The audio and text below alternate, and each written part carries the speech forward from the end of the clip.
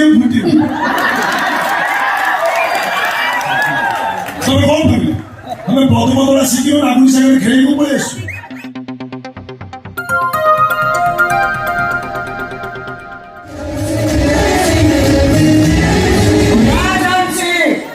एटा तो गाँ गोपाल बोलो ने जे तो एठी राज करिबो एटा कबिचार भुवनेश्वर ये कबिचार मेघवाणी मद्रासर एठी मो जहाँ चाहिबी सैया ही हबो बहुत डेरी जानिली तुम बापा को ना होची भुवनेश्वर मंगरा तुम बापा को ना अनुसार ए ओडिसा राजधानी ना होची भुवनेश्वर अच्छा प्रकृति कैपिटल परंपरा तमे आरंभ करथिलो कि तुम बापा आरंभ करथिले से কথা तो कहि परिबिनी किंतु हम कैपिटल परंपरा अछि सासु बहु गोटाए घरे रहि परिबेनी जेहेतु बड़ा आदर्श शास्त्र मन रे घरटा को मोन रे विल करथिछ मु तो इधर रहबा को बाध्य तम मैं तो घर थी रहनी तमे घर रहइबो तमे आजि थार से हाउस रे रहइबो झांसी कौन खोजलो मो मामारी गाँव जाउछ हां आउ घर जमा आसीबे ना काई गछु घर झाड़ू करबा को मार्बल चट्टान को पोछा मारबा को और समस्त खाइ सला परे समस्त को ओइठा वासन माजीबा मारी देवी तो नहीं मामा भातो को ढंसी खिबा बोले ए मेघवाणी नि अभिधान क्षमा शब्द भेरा हे मां को परंकर स्त्री को इज्जत करिस ना ठीक अछि तो बधाई ना छाड़ दे तो मारी देवी मार मारो 1 2 3 आउ मचिके फुट्यो तब कौन भावी हमें बदमदरा शिखियो आगु सागर खेलेको पळे आसु मो जानिली त एमनी गोटे घटना घटै तोर सही भाई तब बंधु तो 6 को 6 गुली काट दी मो बंधु कर किते गुली अछि फुड़ा आ गोटे कथा सासुमा हम कैपिटल परंपरा अछि सासु को तुलसी चौरा मुळे संजवती दवा मना एमिति चौरा मुळे पानी दवा मना तमर तो घर स्थान नाही तम रहिबो कोठी गोटे काम करबो केते सुंदर फूल बगीचा रे जीवो फूल गछ देखिबो फूल गछ मुळे पानी दबो आ सेठी सोइ पड़िबो बढ़िया मामा फूल गछ पानी दो मुदा चारि बड धंडिया सब होई बुली कोना के दिसे एई बेसे आउ हां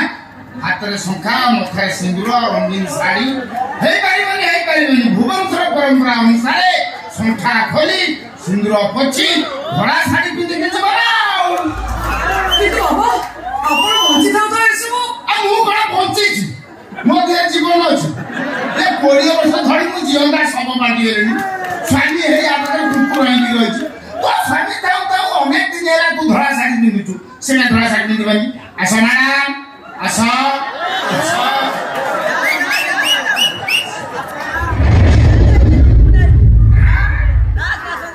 भुवनेश्वर परंपरा अनुसार स्वामी आगरे शंखा पिंदती खोली दिया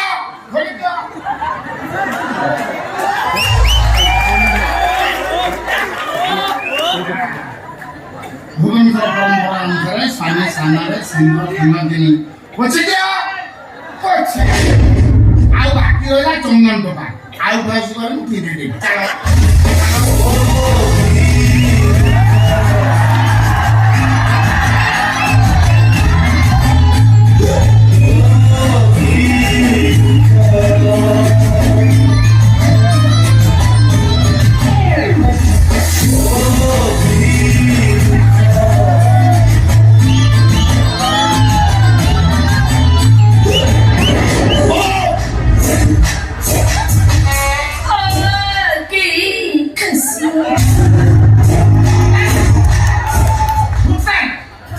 हमारी बिल्ली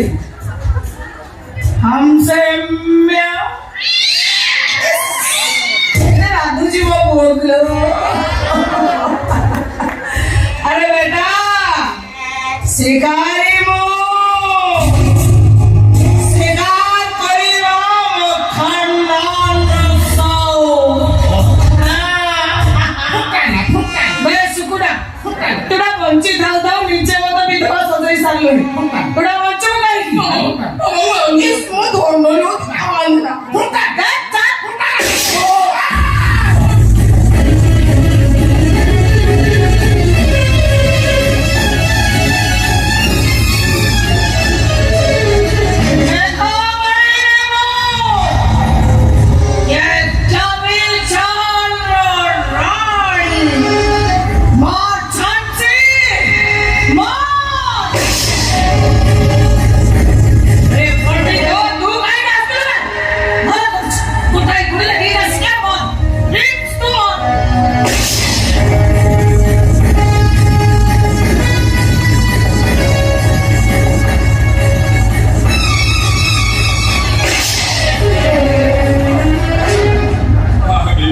মহামাই মহারাজ মোর দিদিটা পোক মারি দিয়েছে